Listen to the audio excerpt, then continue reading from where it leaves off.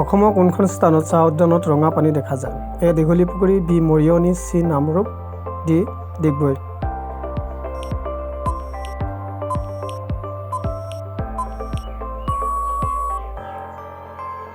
শুদ্ধ উত্তৰ ডি ডিগবৈ। অসমৰ পেট্ৰলিয়াম মিউজিয়াম ক'ত অৱস্থিত? A Sivasagar, B Duliajan, C Digboi, D Tezpur.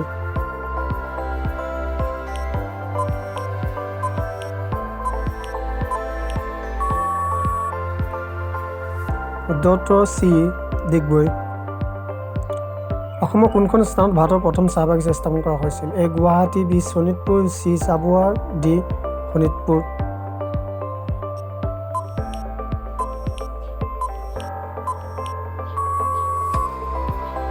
শুদ্ধ উত্তৰ চি চাবুৱা। অসমৰ কোনখন পাহাৰৰ ওপৰত দুটা দৰ্শনীয় জলপ্ৰপাত ৱাটাৰফল আছে যাক টুইন ৱাটাৰফলছ বুলি জনা যায়? জয়ন্তীয়া পাহাৰ, খাচী পাহাৰ, উমৰাংচু, নীলাচল পাহাৰ।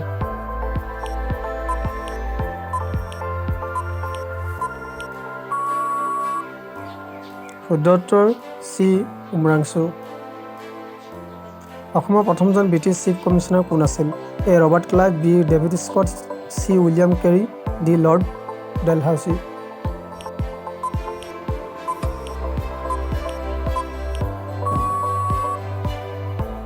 শুদ্ধ উত্তৰ বি ডেভিড স্কট। অসমৰ চুক্তি স্বাক্ষৰিত হৈছিল কোনখন চৰকাৰৰ সময়ছোৱাত? এ ৰাজীৱ গান্ধী চৰকাৰ, B Indira Gandhi, C Manmohan Singh, D Narendra Modi.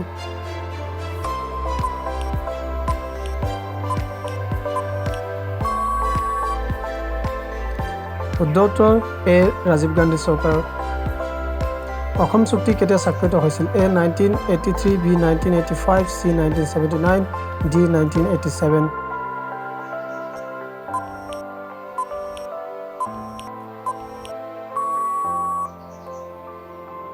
শুদ্ধ উত্তৰ বি 1985। অসমৰ প্ৰথমজন খ্ৰীষ্টান ধৰ্ম গ্ৰহণ কৰা ব্যক্তি কোন আছিল? এ কৃষ্ণদাস পাল, বি ৰামনাথ বিশ্বাস, অতিক্ৰম কৌশল কৌশিক, ৰামচৰণ বৰুৱা।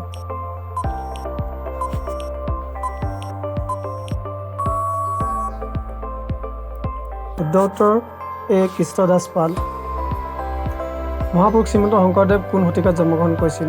এ 15 শতিকাত, বি 14 শতিকাত, চি 16 শতিকাত, ডি 13 শতিকাত।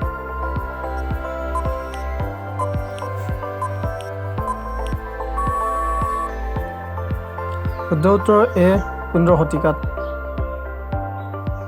অসমত মটক গোট কেতিয়া গঠিত হৈছিল? এ 1826, বি 1830, চি 1820, ডি 1840।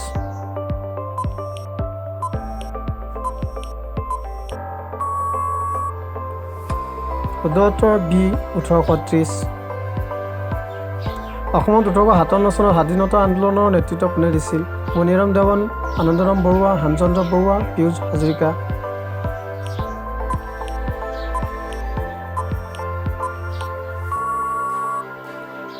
শুদ্ধ উত্তৰ এ মণিৰাম দেৱান। অসমৰ ৰাজবংশৰ প্ৰতিষ্ঠাপক কোন আছিল? গদাধৰ সিংহ, ৰুদ্ৰ সিংহ, চাওলুং চুকাফা, প্ৰতাপ সিংহ।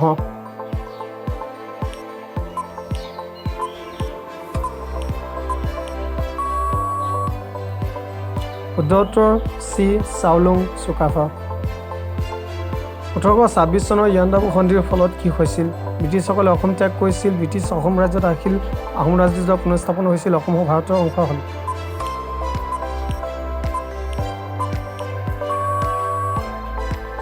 শুদ্ধ উত্তৰ বি ব্ৰিটিছ অসম ৰাজ্যত আহিছিল।